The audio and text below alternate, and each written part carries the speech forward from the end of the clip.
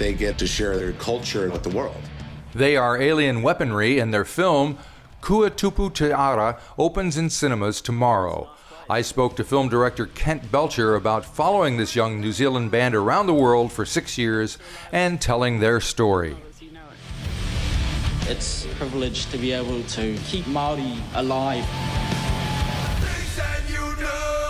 I assume, and you can correct me if I'm wrong, you're the one who got this whole thing started making this film. Is that correct? It was all me. 100%. No, Now not at all. All by yourself. Take all the credit. No, I have a really amazing producer called Nigel from the Download Concept. Right.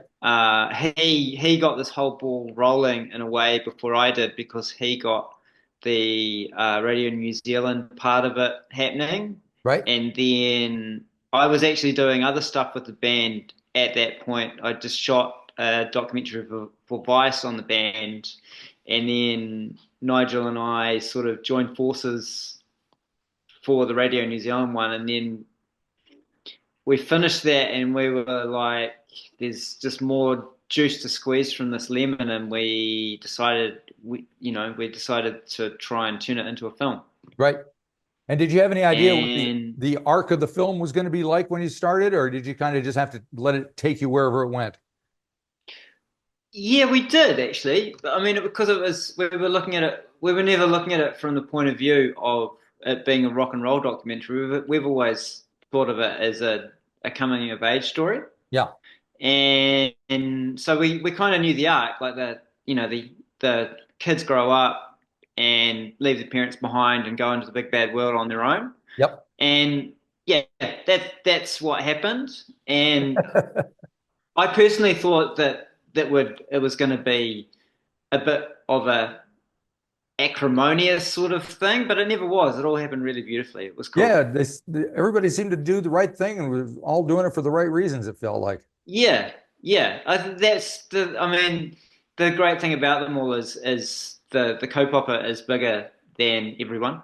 Yeah. And that's what we wanted to get across. And everyone plays their part, and getting everyone on the same trajectory and the same outcome.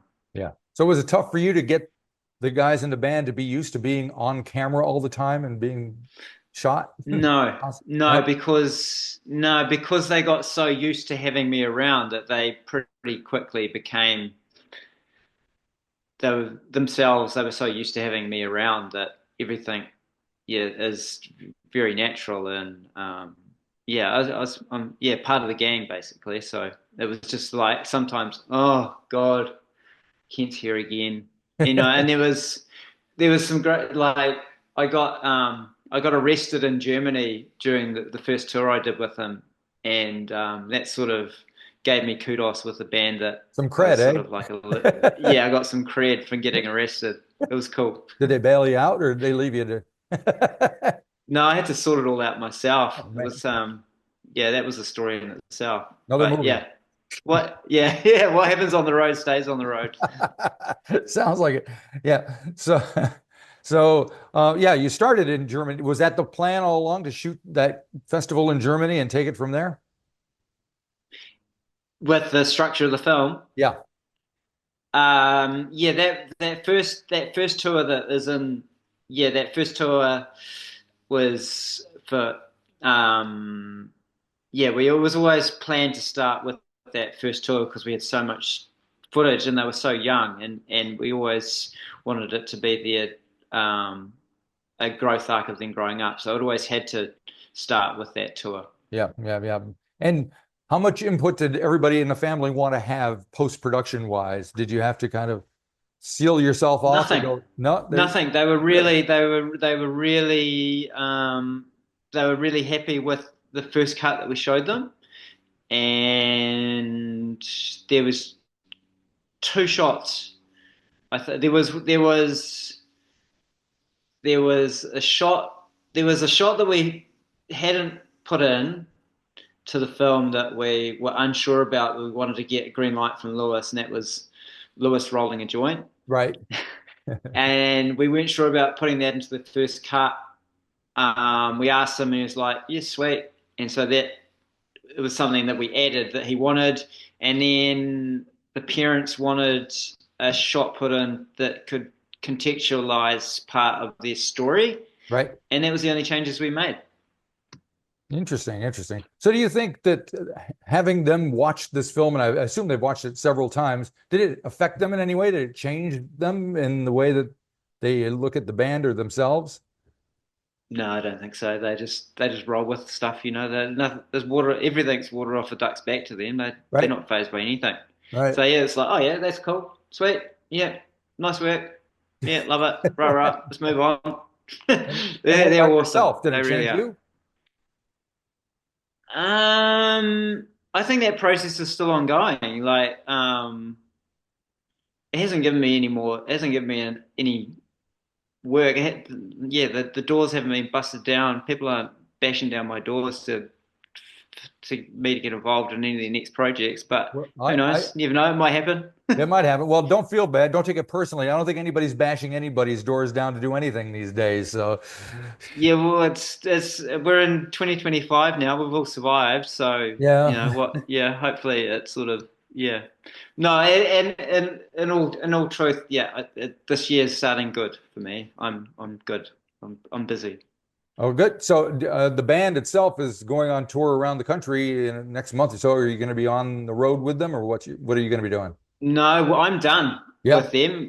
that's it. They're no longer my subjects. They are just rock solid friends.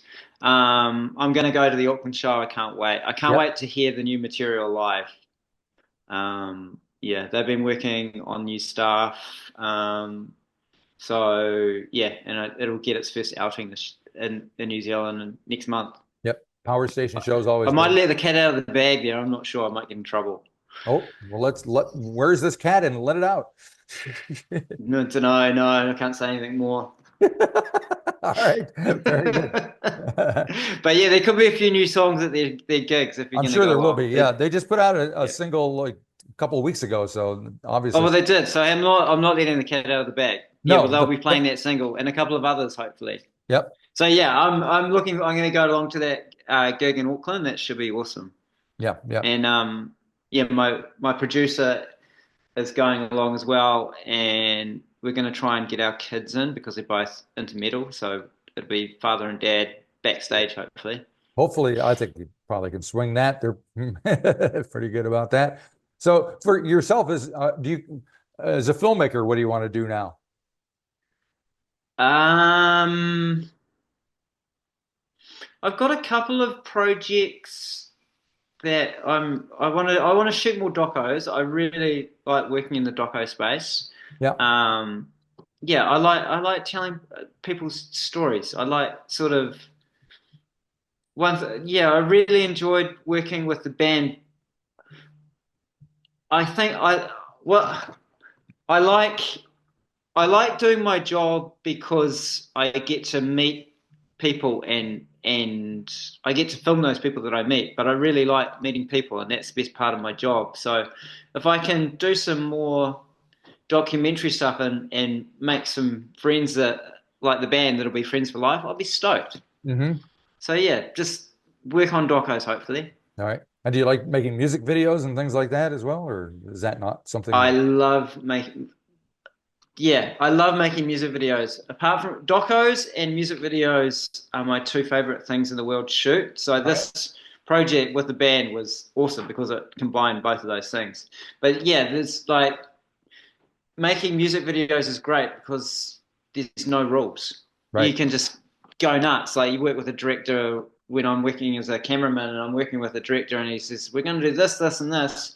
There's no rules. You don't have to make sure that things are in the same place like you do when you're doing drama, and you don't have to get a number of shots when you're doing drama, or you can just go nuts and Yep. you can come up with crazy ideas and it's just art and it's cool. So Yeah. yeah, music videos are my favorite. Excellent. And what kind of music are you into personally? Um, Everything.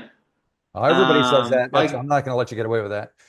Okay, so I grew up as a surfer and a skater in the 80s, Right. and so it was all punk and we started as punk when we were like 12, 13, 14, and then it kind of shifted to being alternative music, which was Yeah. kind of the same thing. So, Yeah. you're Smashing Pumpkins and Yep. rah, Yep. rah, rah.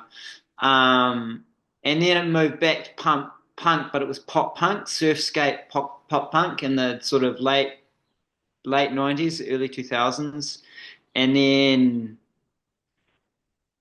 then we went into dance music in the early 2000s. But where I'm at now is I'm really into 80s music. Oh, okay. I just like I don't know, and I don't, and it freaks me out if it's because I'm getting older and it's a nostalgic thing, or is it actually because that music was so good? It was like I feel like it was the pinnacle of music, like they had analog stuff and they really had to work hard to make it good because the tools they had were really bad, but they just like really worked it, and it Right. comes across in the music. I mean, that's only my opinion, Right. Well, you we're know. running a poll on the 13th floor. What's the best year in music overall? So what would you say for you is the best year overall? Well, I don't, best new was shit. That's a hard one. Best year in music. I don't know. Don't know. I can't answer that. All right. Maybe it's from a technical point of view, it's got to be somewhere in the mid '80s, and Okay. from a personal point of view, uh,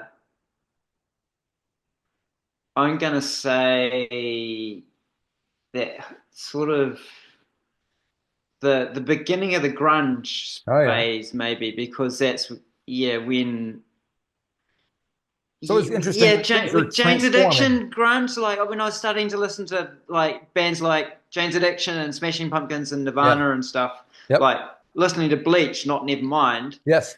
Um, yeah, because that was when I was becoming my own person, Right. Yep. Yep. Yep. and that was the phase, that listening to those bands became a deep part of who I am now as a person.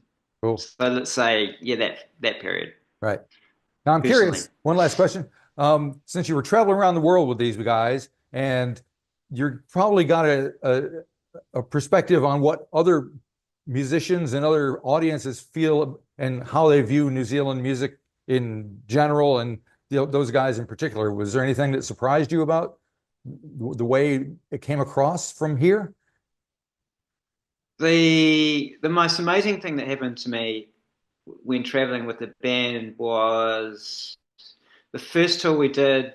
The album had been out for about a month, maybe 6 weeks. The guys did a little club show in Berlin, Uh, maybe 250 people. The next show was at a festival called Metal Days in Slovenia, and about 11,000 people turned up to this little side stage at 6 o'clock at night, right. and 11,000 Slovenians and Germans and Eastern Europeans were all singing along in That's Terrell. amazing. It was amazing. It was one of those moments that I'll never forget that for the rest of my life. And it was like the boys were like, "Holy hell! What are we?"